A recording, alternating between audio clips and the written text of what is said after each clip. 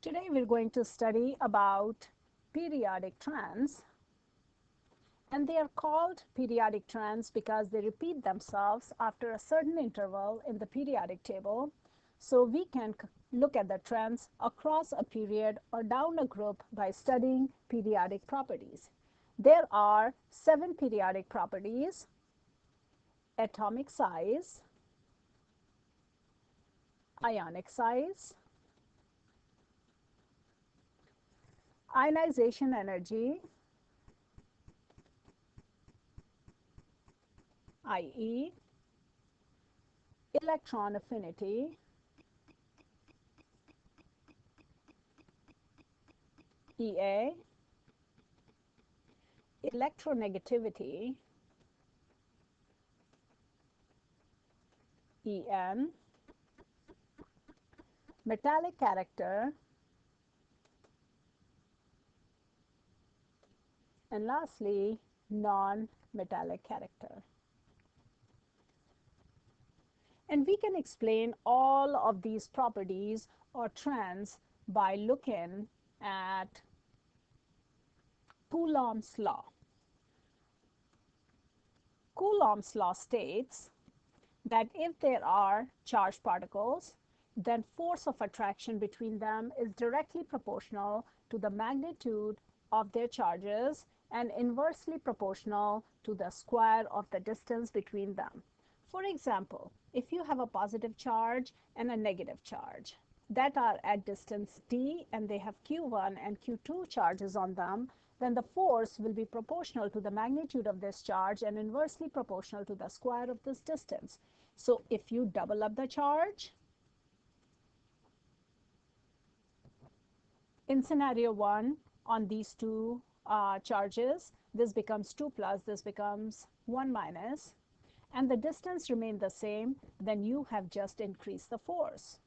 Or in the second scenario, if you take same charges, let's say plus 1 here and minus 1 here, and you double the distance from d to 2d, you will reduce the force between them.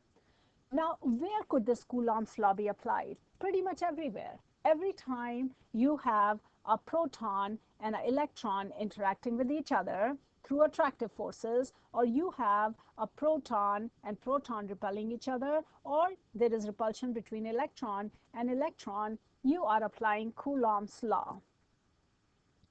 And ultimately, all of these properties are explained by what is called as ZF, or effective nuclear charge. Effective nuclear charge is the attraction that is experienced by the outermost or the valence electrons from the protons in the nuclei.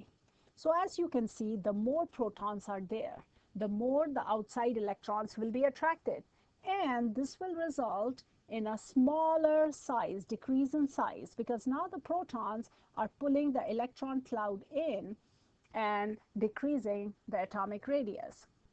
If you had more shielding electrons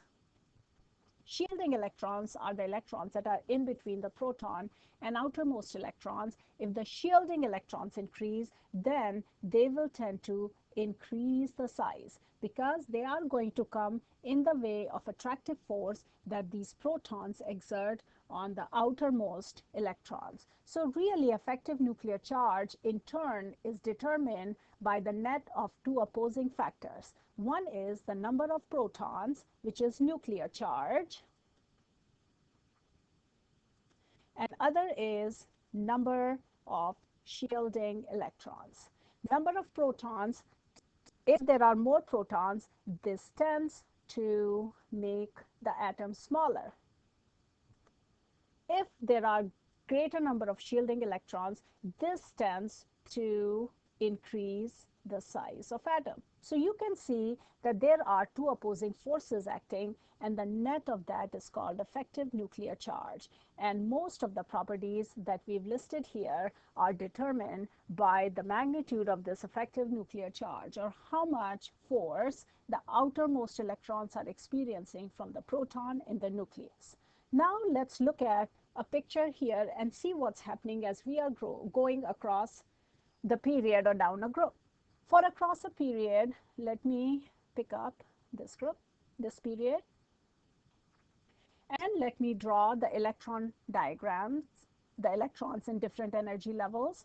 So I'm going to go over here for lithium. So lithium has 3 protons and 3 electrons, right? So 2 electrons in the first energy level and 1 in the second one. Beryllium has 4, boron is 5, 6, 7, 8, 9, 10. These are the atomic numbers.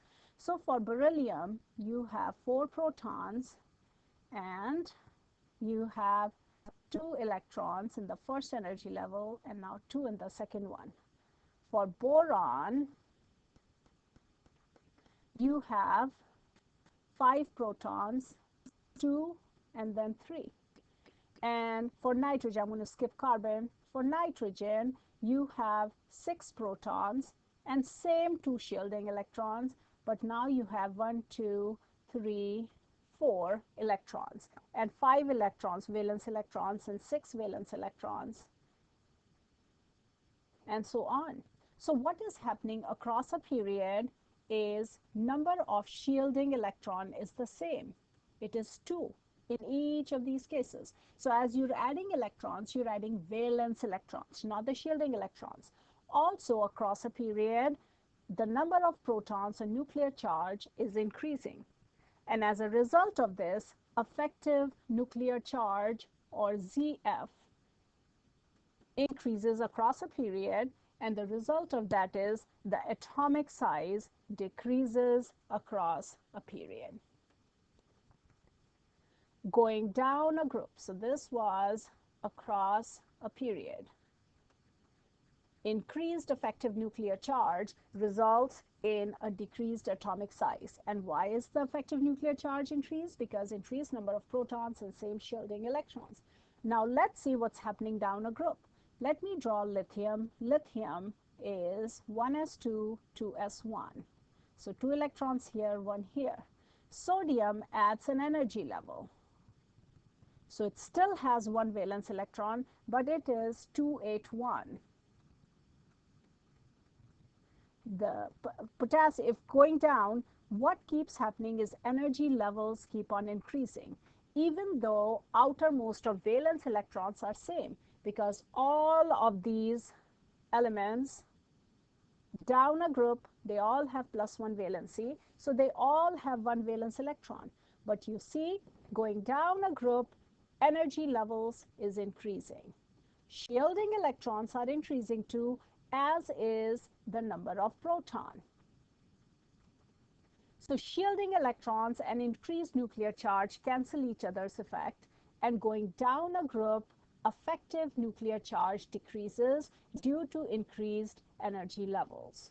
Also, because there are more electrons in the electron cloud, there is electron-electron repulsion that causes the atomic size to increase going from top to bottom. To summarize, across the period, atomic size decreases because effective nuclear charge increases. Down a group, atomic size increases because effective nuclear charge decreases.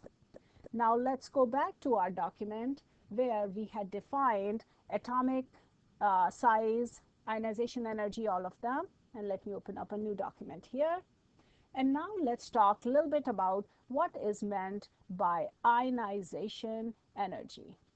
Ionization energy is defined as the amount of energy required to remove an electron from a gaseous atom.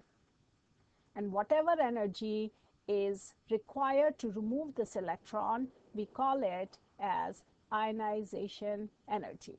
When you write this equation for ionization energy, be sure to mention the state, which is gaseous here.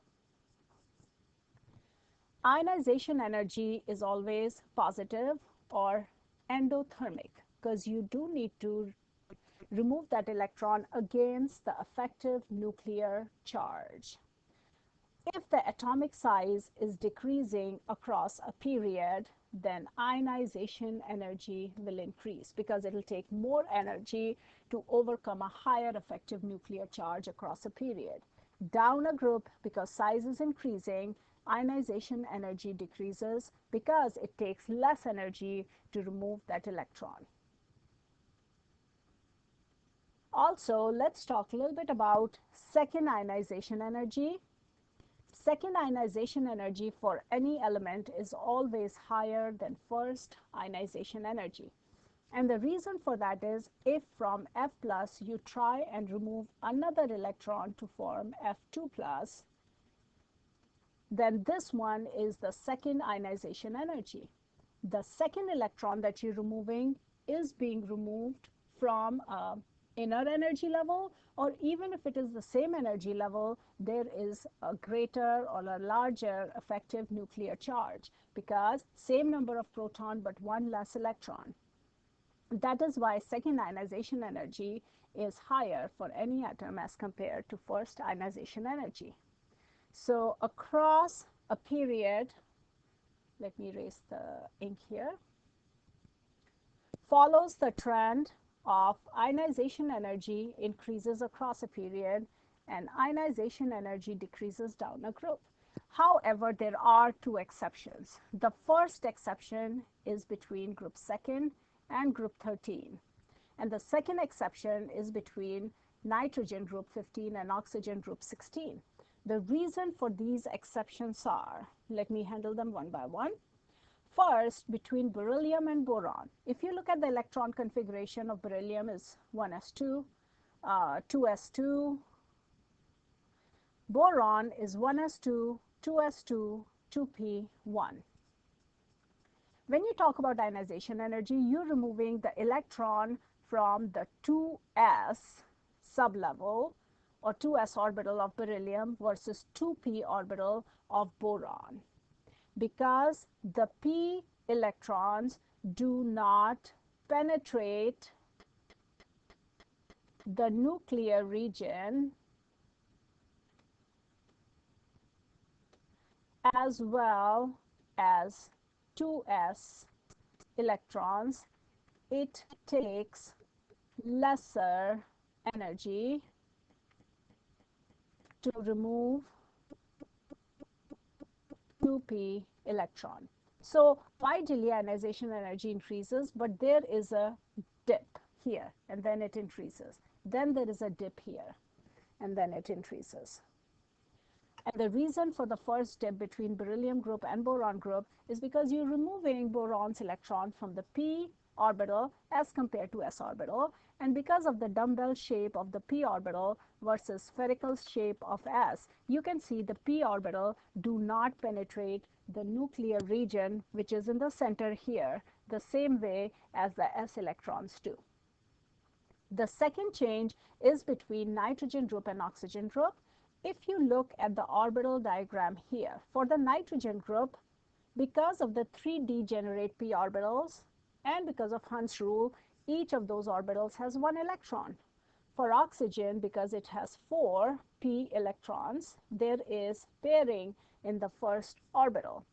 It is easier to remove the 4th electron from oxygen because of electron-electron repulsion due to pairing. And that is why there is a dip in ionization energy between nitrogen and oxygen group, and then it rises again. So that was ionization energy. Now let's look at the next trend, which is electron affinity. Let me just clear the ink out here. So electron affinity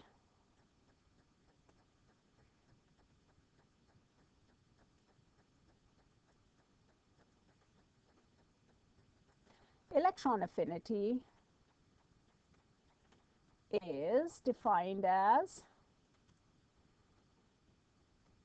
amount of energy released when an electron is added to a gaseous atom.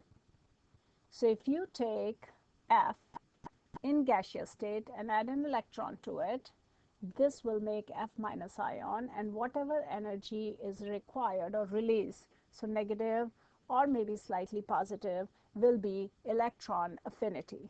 The trend of electron affinity is that electron affinity increases across a period and decreases down a group. The reason is because the atomic size is smaller, the nuclear protons can attract the incoming electron better with a smaller size due to Coulombic attraction. While going down a group, the attraction for incoming electron is not as great. Electronegativity also increases across a period and decreases down the group. The reason for this increase is electronegativity is how electrons are shared in a bonded molecule, in a covalently bonded molecule. So even though electron affinity, electronegativity both indicate the same thing, electronegativity is for a bonded pair, shared pair of electrons. And due to the smaller size, there is greater Coulombic attraction. That's why electronegativity increases across a period. And fluorine has electronegativity of 4.0. And metallic trend is ability to lose electron. The larger metals are to the left and bottom of the periodic table. Because of the large atomic size, they can lose electron easier. And that is all for this podcast. Thank you for listening.